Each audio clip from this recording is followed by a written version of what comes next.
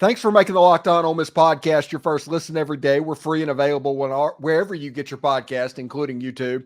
We're part of the Locked On Podcast Network, your team every single day. Hello, I'm Stephen Willis from the Locked On Ole Miss podcast, and I'm joined by Brantley Sanderson to talk a little bit of Lady Rebs basketball. And Brantley, when the game started last night, I was like, oh no, we have to do this again, because they were in a position to basically flip the script a little bit. And that's kind of what they did, to where the second halves have been a problem. They just went ahead and started the dumpster fire early and then got it together as the game went on. Yeah, we came out and dug quite the hole in the first quarter. Couldn't make shots. Like, we were missing shots that we would normally make. The turnover problem was really started to compound. And Florida seemed like they were doing everything they wanted to. But, I had the same feeling as you when it started. I was like, oh man, like here it happens. Here we go again. But, the team just really grew up last night. And something about the game, as we ended the first quarter on a little bit of a run and started to look a little bit more like ourselves, but we didn't take the lead until I think a minute left.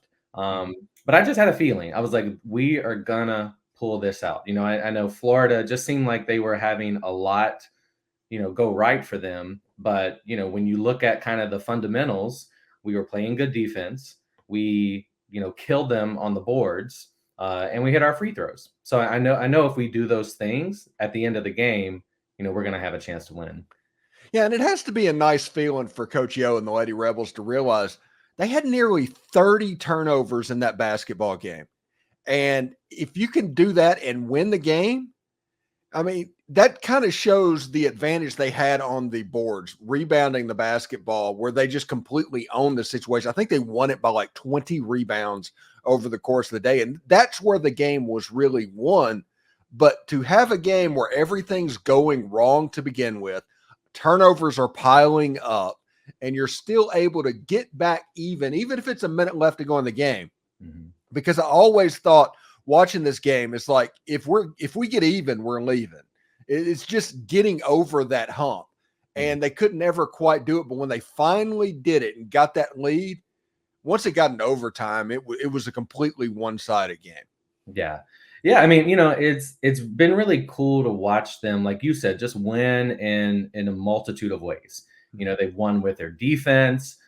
They've hung 80 points on Tennessee and a few other teams to get the win. So, I think that's kind of been fun to watch Coach Yo's teams evolve over the years, because the past few years, we didn't have the same level of skill on offense. So we really, if our defense wasn't hitting, then, we might not be in the game. This year, like you said, it's been kind of, not really sure who's going to step up on any given night outside of Maddie and Marquisha Davis.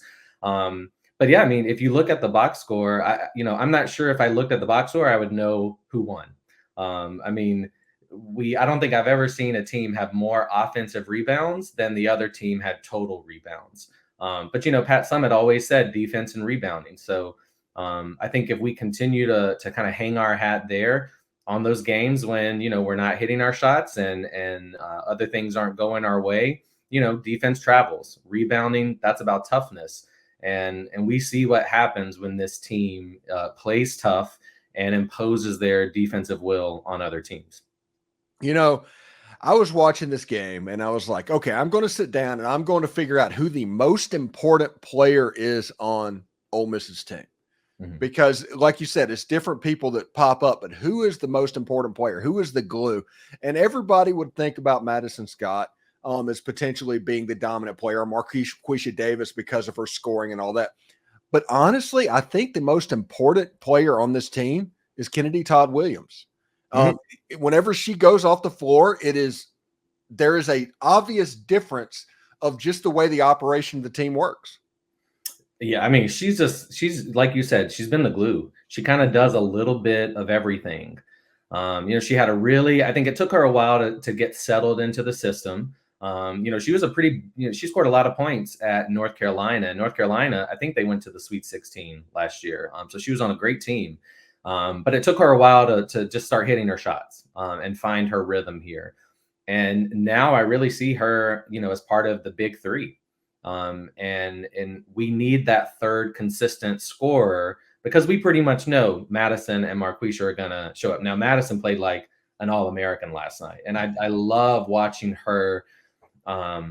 She can just, whether she's playing the point, whether she's playing in the post, other teams just don't know what to do with her. I know we're talking about Toddy here, but I mean, I think Madison can have that kind of game every night if she wants to. But yeah, Toddy, she's playing out of position too. I think that's what's so great. She's not, she's been put in a role that she probably didn't think she was going to have to fill coming in. But when she's on and gives people, people have to respect her off the drive.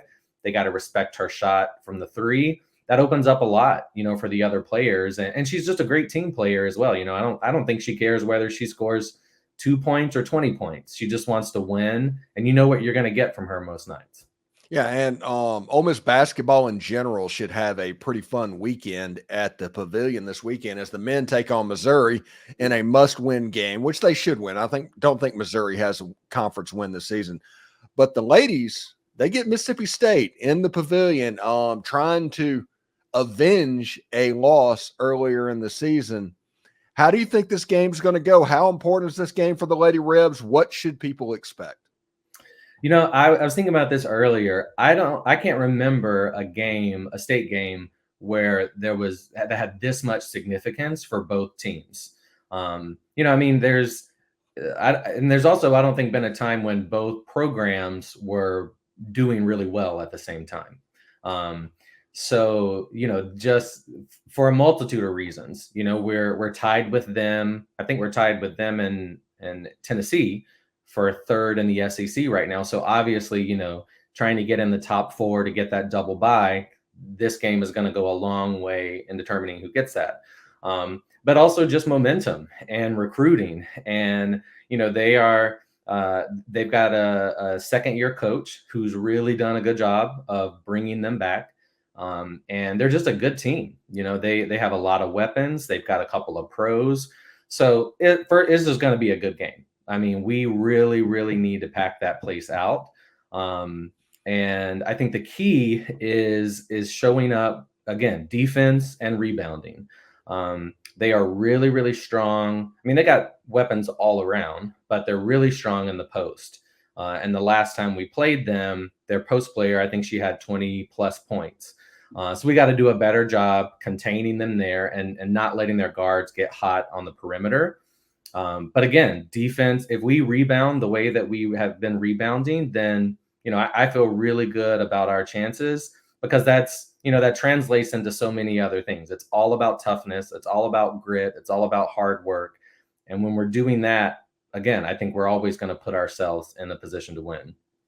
We're in the second half of February right now, so we can start having this conversation. We're probably, 2 weeks away from the SEC tournament and 3 weeks away from the NCAA tournament. What do the Lady Rebels prospects in the NCAA look like at the moment? Well, I think the latest projection I saw had them as an 8 seed, which, pretty similar to what we were last year. I would love to see us get out of that 7, 8, 9, 10 line so we don't have to play a number 1 seed in the second round, even though that worked out well for us last year. But again, there's just a logjam in the SEC right now. It's really, South Carolina and everyone else. LSU's got 3 losses. Tennessee has 4. Us and State has 4. So, really everything is on the table still in terms of ending strong. And again, I think it might be a stretch to play into a top 4 seed for the tournament, which allows you to host first and second round. We'd have to do a lot to get there. We'd have to have some really big wins in the SEC tournament. But just getting into a 5 or 6 seed, I think really, puts them in a great place to make a long run. And again, Coach O's always said this is the time of year when she expects them to be playing their best. And I think seeing what they did last night, like I said, they really grew up. We didn't see a repeat of Texas A&M. So I think, we can just flush that. But a lot's on the line, a lot left to prove on Sunday.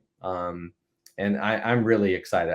Again, I can't remember a game like this with this much on the line, in terms of postseason and just, in-state bragging. It's just going to be a fun weekend. Thanks again for making the Locked On Ole Miss podcast your first listen every day. We're free and available wherever you get your podcast, including YouTube. We're part of the Locked On Podcast Network, your team every single day. Brantley Sanderson on board every week to talk women's basketball. Coach Yo and the Lady Rebs. Again, big game Sunday in the Pavilion. If you're in the area, you might want to stop by on that one because they definitely can use the support, and it should be a quite an atmosphere indeed. So, Brantley, thank you so very much for stopping by, man. Thank you for having me. This is my favorite part of the week.